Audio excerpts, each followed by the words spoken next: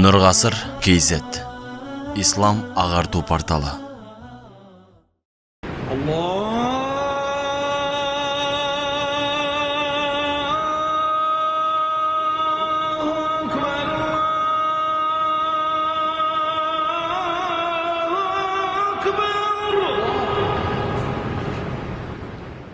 Bismillahirrahmanirrahim. Elhamdülillahi Rabbil alemin. Vessalatu vesselamu ala Resulina Muhammed ve ala alihi ve ashabihi ecma'in. Amma ba'd. Esselamu aleyküm ve rahmetullahi ve berekatuhu. Allah Tağalaga ham sanalar, şükürler bolsun. Maqtavlar bolsun bizlerdi musulman etkenine. Özünün hak dinin tanıuda nasip etkenine.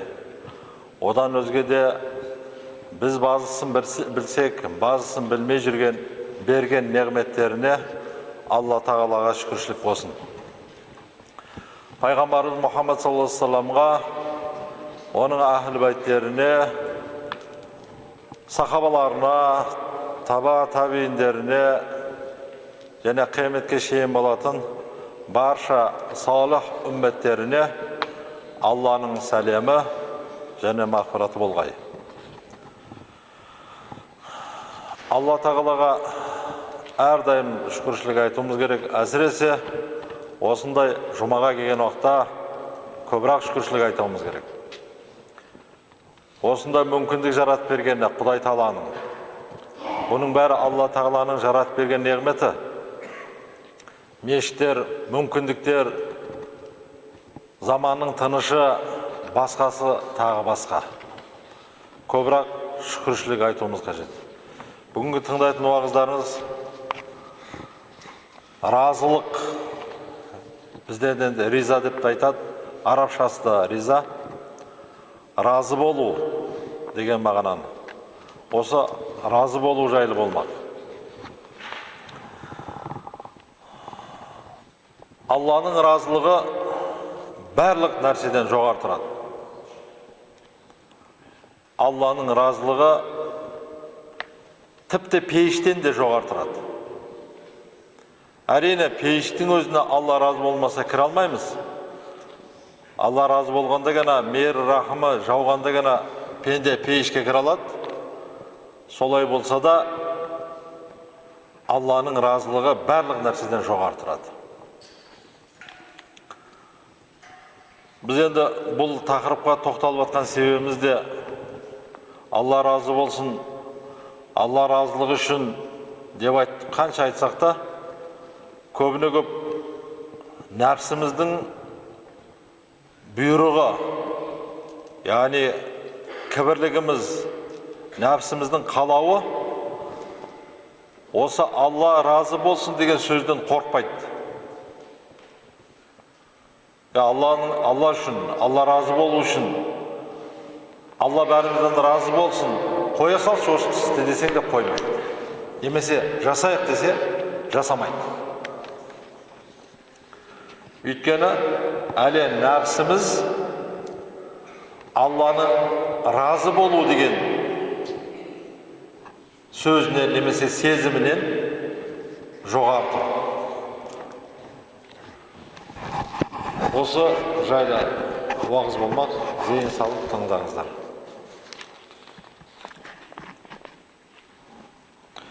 Allah subhanahu wa ta'ala Kur'an-ı Kerim'de Euzu billahi mineşşeytanirracim. Bismillahirrahmanirrahim. Radiyallahu anhum ve radu anhum. Allah onlardan razı oldu. Onlar da Allah'dan razı oldu деген ayet var. Bayine suresinde gelеді.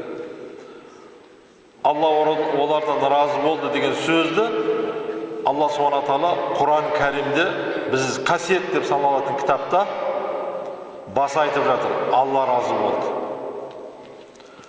Және айтып жатыр, олар да Allah'dan razı oldu деп. Екінші бір аятында Allah subhanahu wa ta'ala айтады. Bismillahirrahmanirrahim. Hal jazaa'ul ihsani illal ihsan. жақсылықтың сыйы да жақсылық. Ихсан деген сөз жақсылық жасау. Мысал үшін, парыз намазын орындамасың ба, ол енді оны да барлық несін шарттарын орнына қойып тұрып жасасаң, ол ихсан болады.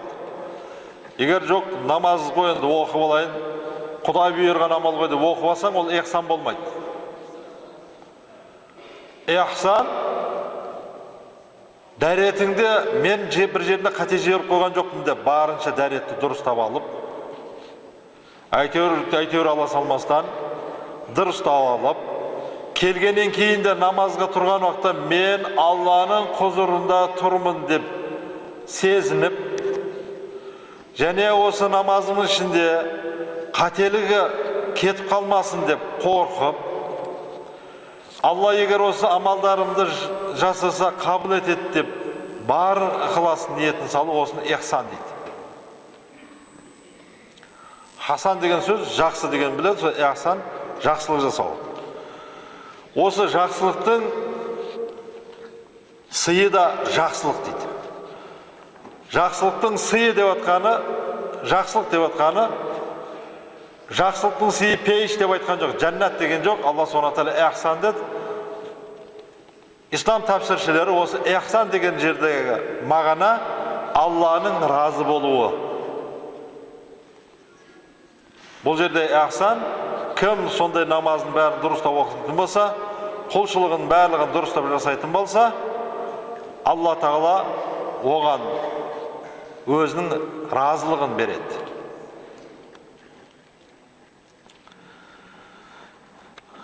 Және Алланың разылығы пейіште, жаңа айтып өттім бұл сөздің басында, пейіштен де жоғары тұрады деп, бәріміздің арманымыз пейішке кіру болса, сол пейішке кіргеннен кейін де пейішке кірушілердің де армандары болады, кіргеннен кейін де олардың армандары Алланың разылығы. Алла Subhanahu Taala және бір аятында былай дейді: "Ва масакина тойибатан фи джаннатин аднин". Адын жаннатында, жаннат Райян жаннаты бар, Адын жаннаты бар, бір қанша жаннаттар бар ғой. Сол жаннаттың ішінде жақсы мекендер бар, жайлар бар. Және бір аятта келеді, астарынан өзендер ағып жататын, айналасында жеміс жидектер самсап тұрған, сондай пейіш деп сипаттайды. Сол Адын пейішінде осындай кереметтей мекендер бар дейді Алла Subhanahu Taala. Сол айта тұра, соның жалғасында аяттың соңында "Ва ризван миналлахи акбар". Бірақ Алланың разылығы бәрінен жоғары. Адын пейішін жаннаттың ішінде барлық жақсы мекендерден де жоғары тұратын ол Алланың разылығы дейді. Бұл аятта да көріп тұрғандай, Алланың разылығы деген сөз, Алла разы болу деген іс, ол барлық нәрседен жоғары тұрады.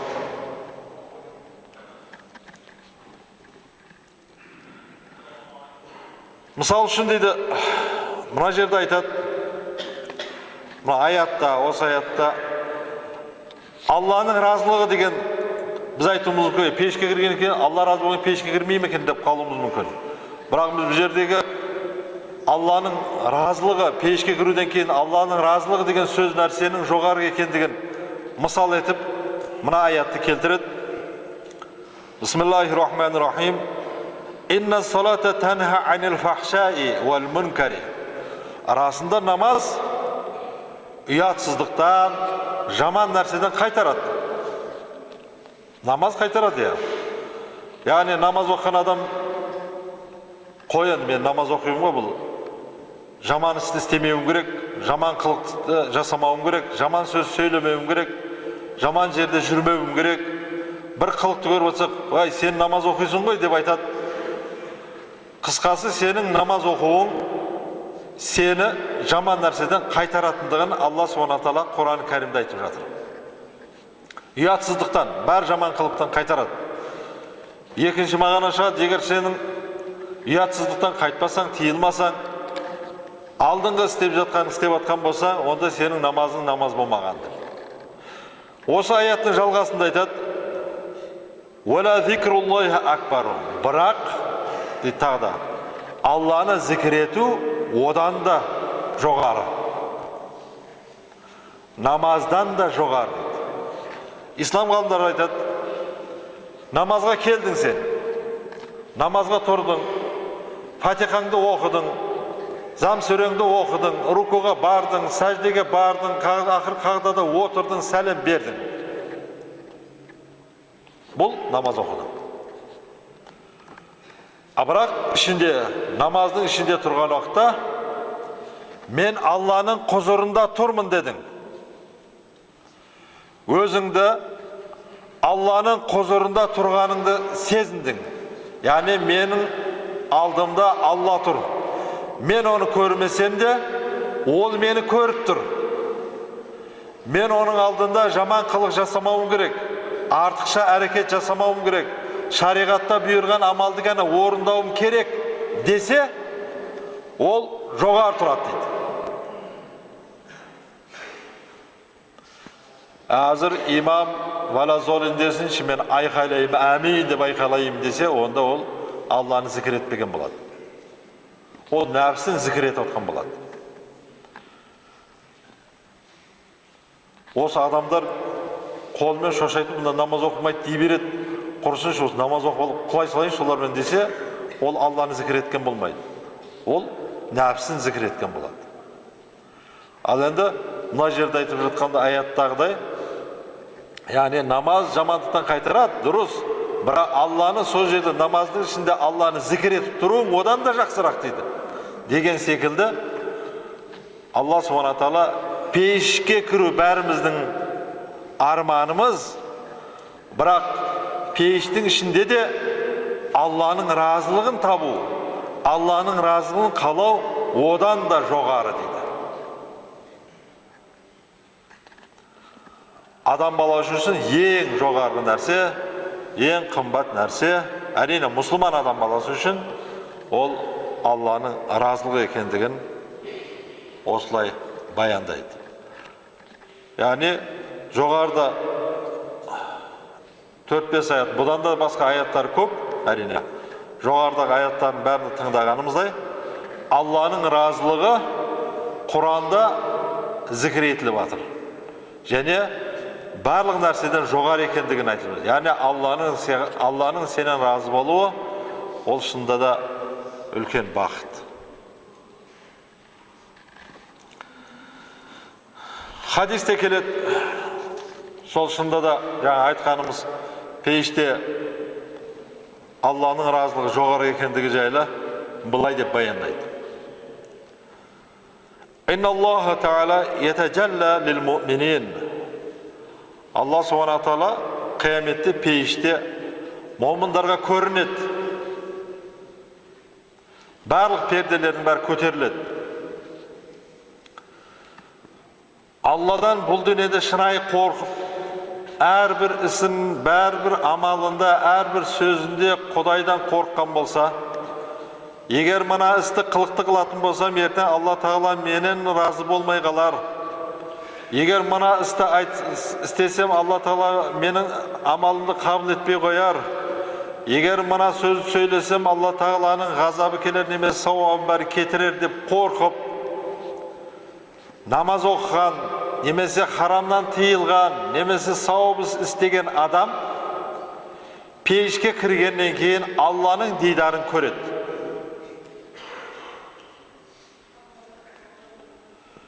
Бұл енді Алланың дидарын көру жайлы бір қанша хадистер бар. Сол жерде ескеріп айтады, біліп қойыңдар, харамды көріп жүрген көз Алланың дидарын көре алмайды. Харамға қарап жүрген бет Алланың дидарын көре алмайды деп ескертеді. Ол қанша харам жасаған болса, қанша харам көрген болса, қанша харамға қараған болса, ол сонша тозақта күйдіріледі да, әбден күнәсінен пәк болғаннан кейін бар пейішке келеді, содан кейін бар ол Алланың дидарын көре алады.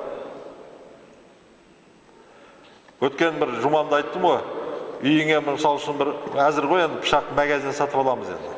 Опан аяқ. Bir ғалым енді мысалып көрсеткен, егер сен көшеден пышақ тауып алдың, ол уақытта пышақсыз күн көру жоқ еді ғой. Үйіңе алып бару үшін қарайсың пышағын. Дат баспаған ба? Датқа басқан болса, ысқылайсың оны, кетірмексе, кетпей жатса ұрасың. Егер одан да кетпей қалған болса, онда не қыласың? Темірге отқа тығасың. Отқа тыққанақта бүкіл датының бәрі ұшып кетеді да, содан кейін тазалап, үйіңе алып кірген секілді, пейішке сен қанша күнәң бар болса, сонша жазаңды тартасың. Тозақтың отына күйдірілу керек болса, үстіңдегі күнәң күйдірілмесе кетпейтін болса, Алла сені тозаққа тығып, күнәні ұшырып, одан кейін бар пейішке кіреді, содан кейін бар Алланың дидарын көріп болады.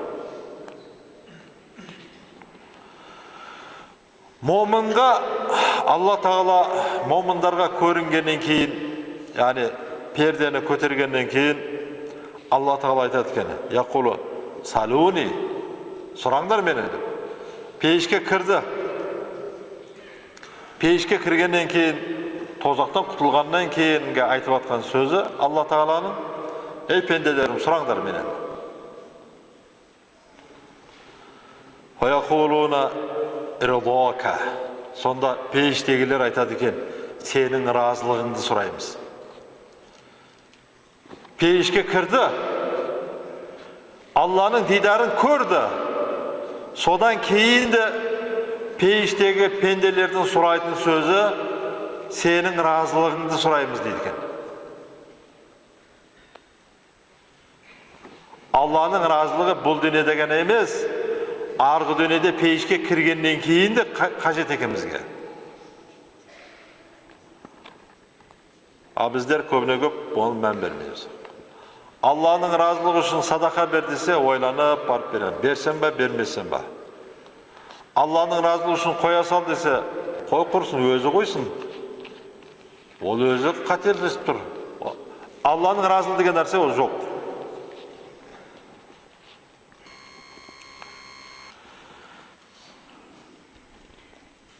Және Пайғамбарымыз саллаллаху алейхи ва саллям мына бір хадисінде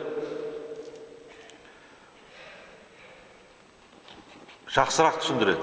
Жалпы біз енді өзімізді бәрімізді айқайлаймыз ғой: "Ой, мен мұсылманмын, ой" деп айқайлап, "Мен момынмын" деп.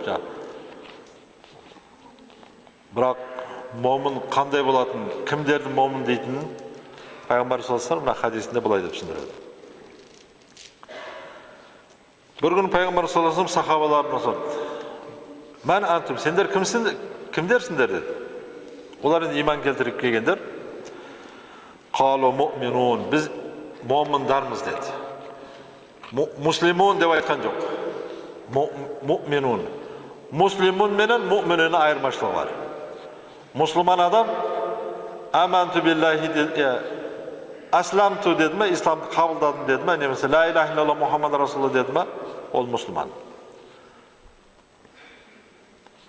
Тілімен қабылдады ол. Намазды оқып жатыр, ол дәретті ала салады ол. Қалай болсын солай жүре салады ол. Жүре береді, түкіре береді, ол бәрібір оған. Ол момын емес.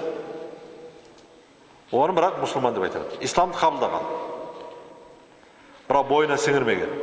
Бірақ мына сахабалар айтып жатыр, біздер момындармыз деді. Фақалу ма аламату иманикум, сендердің имандардың белгілері не, момын болуларының белгілері не деп сұрады. Қала насбиру алал балаи, біздер Алланың берген бәлесіне, пәрекетіне сабыр етеміз. Бір нәрсе бола қойса бол, айыпты іздейміз ғой біз. Бұлар айтар жоқ, біз Алланың бәлесіне сабыр етеміз. Ванашкуру инда рахай. Енді жағдайымыз жақсы болып қалса, онда шүкіршілік етеміз.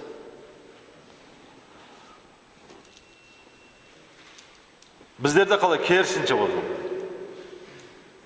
Біздерде жағдайымыз әзір Құдайға шүкір жақсы бәріміздің де. Бірақ шүкір деп айтпаймыз. Құрсын, жағдай жоқ, жұмыс жоқ, ақша жоқ. Намазын қаншалық оқып жатқанын өзің білесің, бірақ осы заманға шүкір ғой енді. Аяқ қолым сау, намазымды оқып алайын, Құдайдан сұрайын. Енді бір қиындық болып жатқан болса, егер бір нәрсем болмай жатқан болса, Құдайдың бір сынағы шығар деу жоқ. Бұлар керісінше деді, біздер қиындық келгенде сабыр етеміз, жақсылық болғанақта, тыныштық болғанда шүкіршілік етеміз.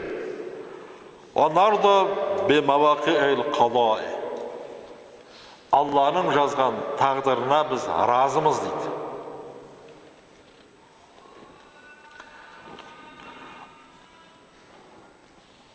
Сонда Пайғамбар саллаллаху алейхи ва саллям «Муъминун ва раббил каъбати». Я сендер Қағбаның Раббысы болған Аллах Тағала ант етейін, сендер момын екенсіңдер деді. Алланың жазған тағдырына разы болу ол ең жоғарғысы тұрады.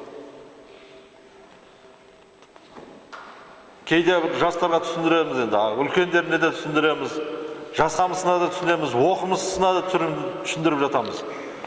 Біз көтере алмайтын, немесе біз жасай алмай жатқан нәрсе бетімізге шыжық қып басып жатады. Неге бұлай? Неге бұлай? Осыдан 10 жыл алдың қайда едің сен? Осыдан 20 жыл алдың қайда едің соншалық? Бәрі санайтындай. Неге өзің сондай болмайсың? Жоқ, ол емес. Мұсылмандар мынандай болу керек. Имамдар мынандай болу керек дейді, ең намаз оқып бастаған болса. Дұрыс, имам сондай болу керек, бірақ имам бола алмай жатыр. Сен разы бола бер. Құдай сені мұсылман қойғанына.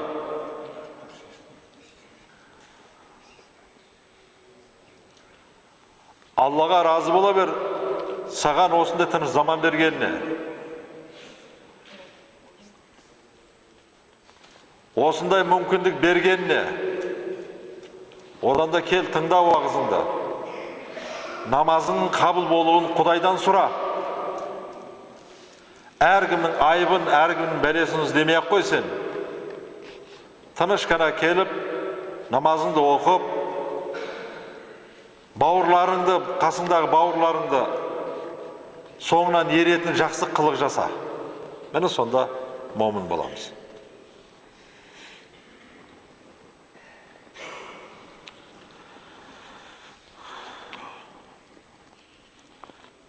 Және хадистерде келеді, жалпы Аллаға разы болғандарға Алла Тағала тарапынан дұға жасалып тұралады екен. Туба лиман худа лил ислам. Бір пенделерге жақсылық болсын.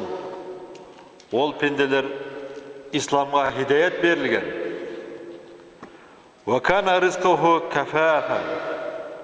Рызқылары жеткеріледі. Ва радия бихи. Сол берген рызқысына олар разы болған.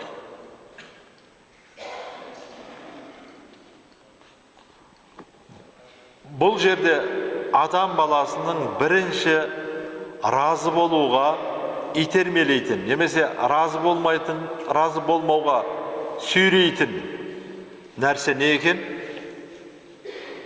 Берген рызқыға шүкіршілік ету. Берді ме Алла Тағала? Аз болса, көп болмаса аз, шүкірде. Разы бол. Көп берді ме? Оған да шүкірде де зекетіңді бер, садақаңды бер. Разы бол.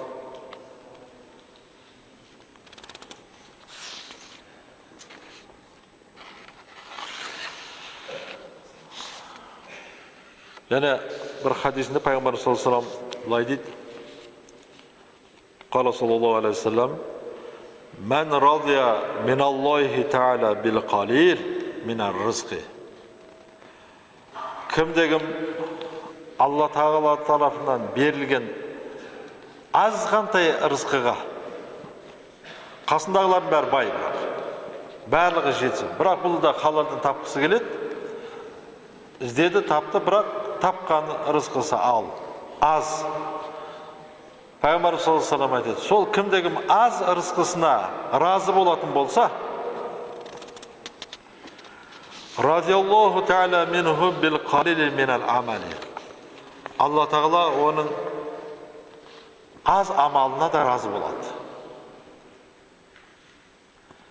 Егер пенде рызқысының аз болғанына шүкіршілік ететін болса, разы болатын болса, Құдай осығанды бергеніне шүкір да деп разы болатын болса, ол енді сол қарны аштығыменен, немесе киімінің жетіспеулігімен, немесе денсаулығының жоқтығыменен, ол намазды аз оқыды. Құлшылықты аз жасады. Алла Тағала оған разы бола береді.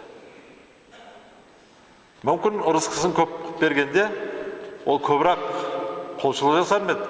Бірақ енді рызқысы аз болғаннан кейін, немесе рызқы табам деп көп нәрселерді істей алмады, қалдырып қойды, кейбір нәрселер кедергі болды, рызқысының кемдігінен сол аз жасаған амалына да Алла Тағала разы болады екен. Егер ол пенде Алланың берген рызқысына разы болса.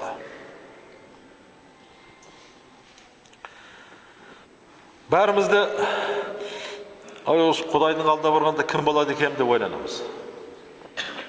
Осы кейде ойланып қаламыз, осы көп сауап істеп жатырмын мен. Оразамды үзген жоқпын, садақамды беріп жатырмын әйтеуір, зекетімді берем әйтеуір, шамам келгенше деп ойлайды.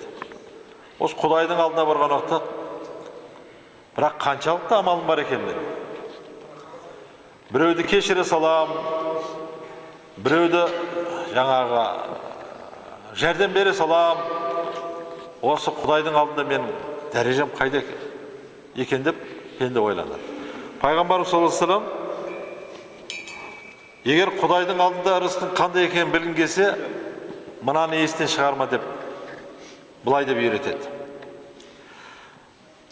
Мән ахабба ан я'лама Мәләху айндаллахи азза ва джалла. Егер бір пенде қаласа, Құдайдың құзырында менің қандай амалым бар екен, Алланың алдына барған уақытта менің дәрежем қандай болады екен деп білгісі келсе, фалянзур ма лиллахи азза ва джалла айндаху. Құдай үшін ол не істеді? Санасы өзі қарасын. Құдай үшін ол не істеді? Ана біреу айтты мүмкін зекет бер. Зекет ол сен қаласаң да бересің, қаламасаң да бересің. Бермесең ислам мемлекетінде тартып алады сенен. Немесе Алла Тағала пәлекет жібереді де жоқ қылады. Ал енді бұл жерде айтып отқан мәселе, Алла үшін не істедің? Саған ештеңке бұйырылған емес бұл нәрсе. Өзің жүрегіңнен Алла үшін, немесе Алланың берген нәрсесіне риза болу үшін не істедің? Соған қарағым дейді. Сонда Алла үшін істеген нәрсең бар болса, онда Алланың құзырында сенің дәрежең бар деп біле бер. Егер Алла үшін істеп жатқан нәрсең жоқ болса, онда еш нәрседен үміт етпей қой. Алла рахым мархаматын алса, пейішіне кіргізеді, алмаса, Алла үшін жасалмаған амалың үшін еш нәрсе істей алмайсың.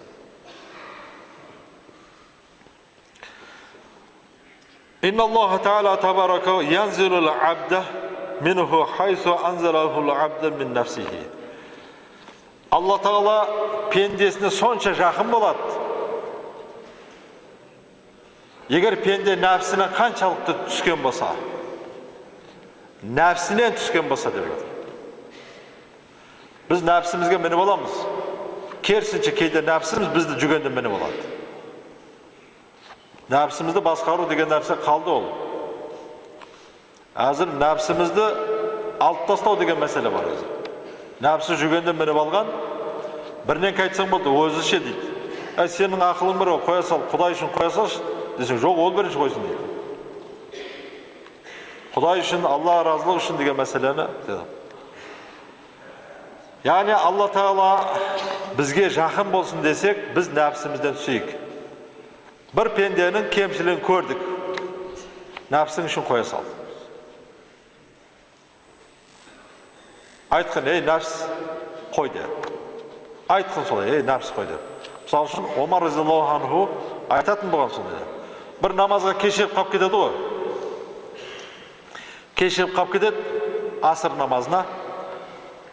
Содан кейін келсе жамағат намаз оқып қойған.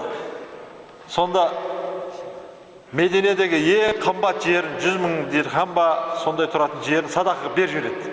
Айтады нәпсіне: көрдің ба, нәпс? Ал не қыласың енді? Деп нәпсіне ұрсады. Нәпсімен сахабалар солай күресетін еді. Ой, мен ана пәленше сөйлеп қоймады, сөйлегеннен кейін бара алмадым, ана ісім болатын еді, қол қоймай тұрып алды деп айтқан емес. Нәпсіне айтып жатыр. Ал не қыла қоясың, ал деді, ең қымбат жерін садақаға беріп жіберді. Сол секілді нәпсіңе бұйыру керек. Қой нәпс. Ол білмейді, білсе бұл семен ерекспейді деп. Содан кейін бір тағы да айта кететін бір жерде көп әсіресе мынау нелер біз уағызды қазақшасын түсінбейміз деп айтады екен. Түсінеді ол. Ол нәпсі әшейін бұйырып жатыр. Өзін русский язычный санайды. Мейлі орыс болсын, басқа болсын, осы жерде өмір сүріп жатқан екен қазақ тіліндегі уағызды түсінуге тырысу керек. Өйткені бұл жерде шариғат айтылып жатыр. Білем деген адам, үйренем деген адам үйренеді. Мен мысалы үшін 85-ші жылдар бір мектепте оқып жүрген уақытта бір строятряд деген болатын еді, сондай бір неге бардым, бір мектептен де жіберді құрылысқа. Гректің әйелі отыр, андай раствор илеп. Bir elektrik қазақ бала менен сұрап отыр. Bir сым бар ма екен дейді.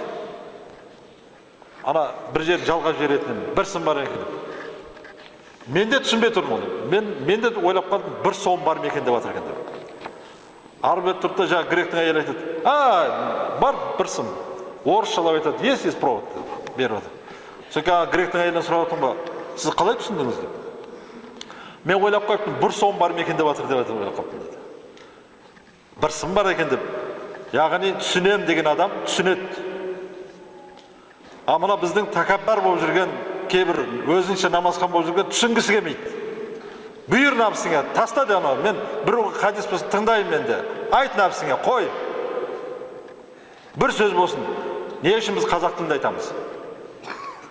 Біздің ата-бабамыз 12 ғасырдан бері ислам дінін ұстағаннан кейін İslam dinindегі қасиет сөздерді қазақ тіліне ендірген. Шүкір, сабыр. Қазақтар айтып, потерпи деп айтпаған.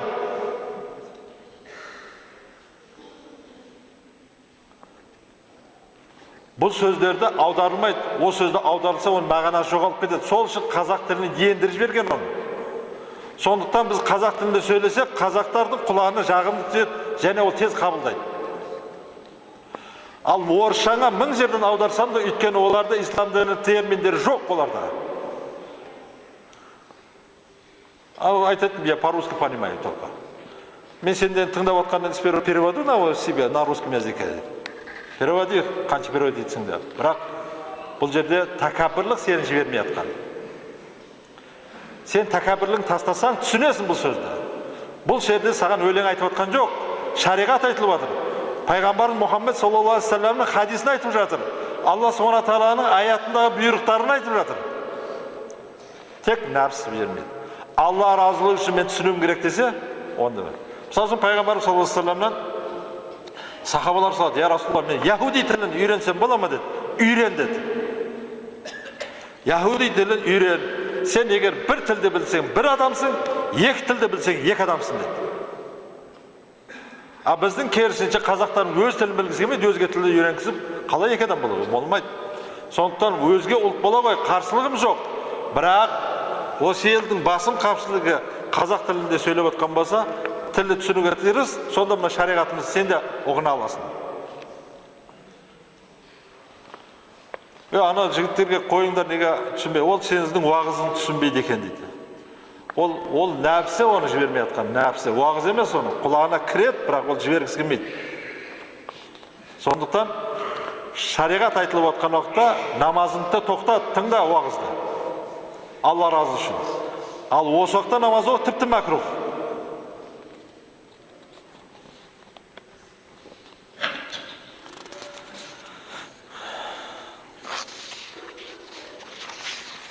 Енді уақытта таяп қалып, жалпы Алла Subhanahu wa Ta'ala Құранда айтады. Бәріміз де біліп жүруіміз қажет бұны. Алла Subhanahu wa Ta'ala Құран кәрімінде айтады. Бисмиллахир-рахманир-рахим. Ваттақу фитнатан.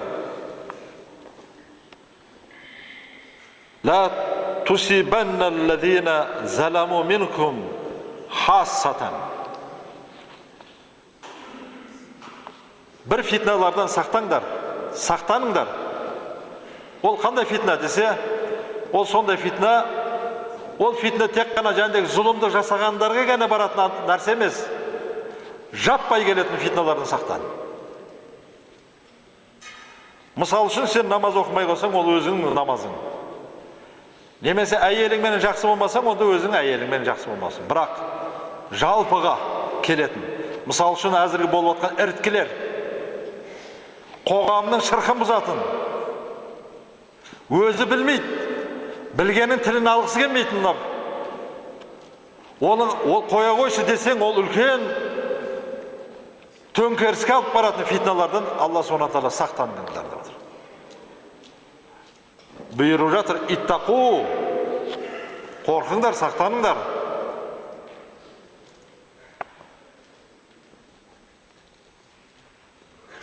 Сондықтан барлықтарыңызға айтарым, өзіме де айтарым, Алланың разылығы үшін амал жасайық. Әрбірімізде. Сені біреу бағалай ма, бағаламай ма, жұрт сен тақуа дей ма, демей ма, жоқ алды сен тіпті басқа дейді ма, бірақ сен Алланың разылығы үшін әрбір ісіңде сақтықпенен қайткенде исламға пайдасы бар деп істесең, сонда ғана Алла Subhanahu wa Ta'ala сені разы болады. Алланың разылығын бірінші ойлайық, құрметті жамағат. Алланың разылығы бәрінен жоғары тұрсын. Сонда шынайы момын бола аламыз. Әйтпесе, жерге думалаған, қарны аш жүрген, күнге қақталған, амалдар қияметтік күлге ұшқан бейшаралардан болуымыз мүмкін. Құдай оның бетін аулақ қылсын. Алланы әрдайым еске алып жүрейік. Мешіттің ішкі тәртібін сақтайық деп айтамыз. Айтып жатырмыз, айналайын, сен ақ емес бұл жерге намазға келген, бұл жерге жүздеген, мыңдаған адамдар келеді.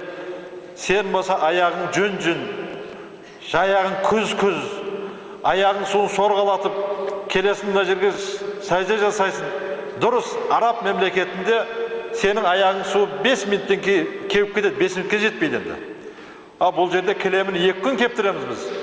Сасып кеткен жерге кеп біреу сәжде жасай алмайды, соңғы айтады бізге, кілемін кірекен дейді.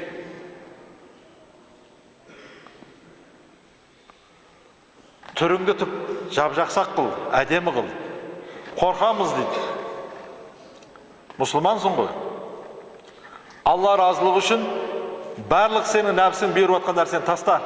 Тыңдама аны басқаларды. Сенің жүрегің жақсылықта қалап тұрған ақиқат.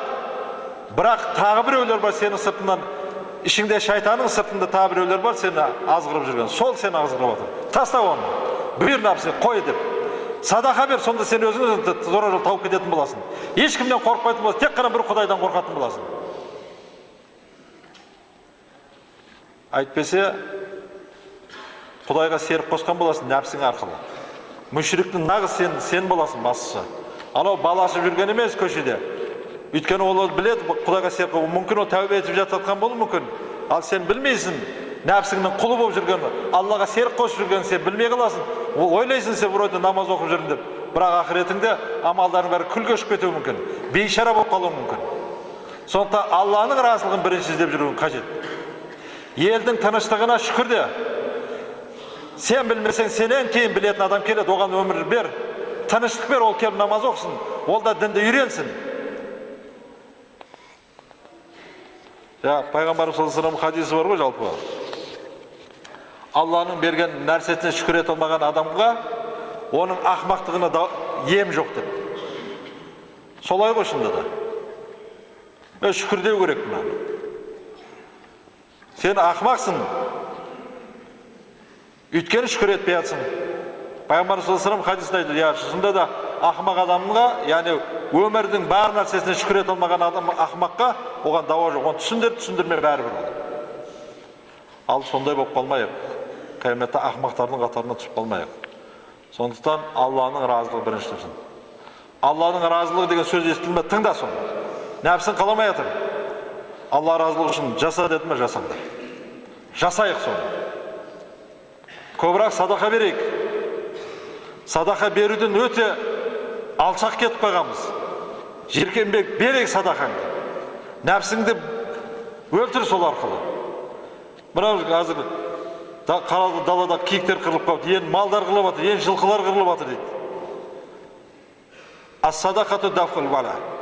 Садақа бәлені қайтарады. Егер Алланың разылығы үшін салсаң.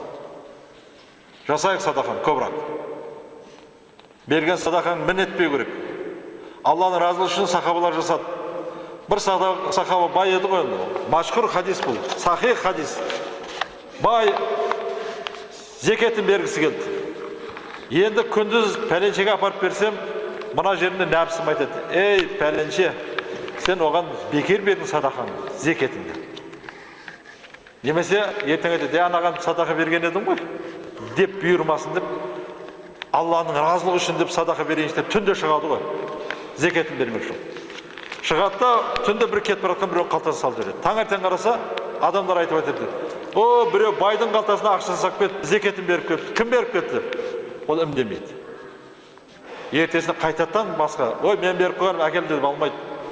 Ертесіне тағы да зекетін шығарады да, түнде шығады, тағы біреу салып береді. Ертесіне айқайлап айтып отырады. О, бір жежек сөзінің қалтасына біреу ақша салып кетті зекетін. Ол тағыдан үндемейді.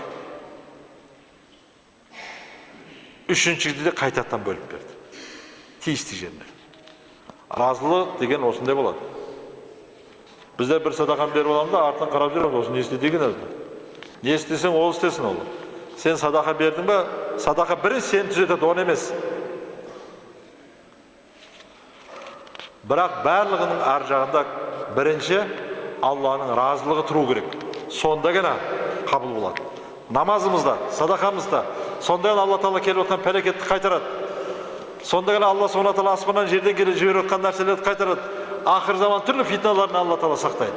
Сонда ғана біздің құлшылығымызды Алла Тағала қабыл етеді. Алла Тағала тыңдаған уағызымызды жүрегімізге қондырсын, амал етуді баршамызға насып қылсын. Ва ахиру дағуана анил хамдулиллахи rabbil alamin. Аллаху акбар.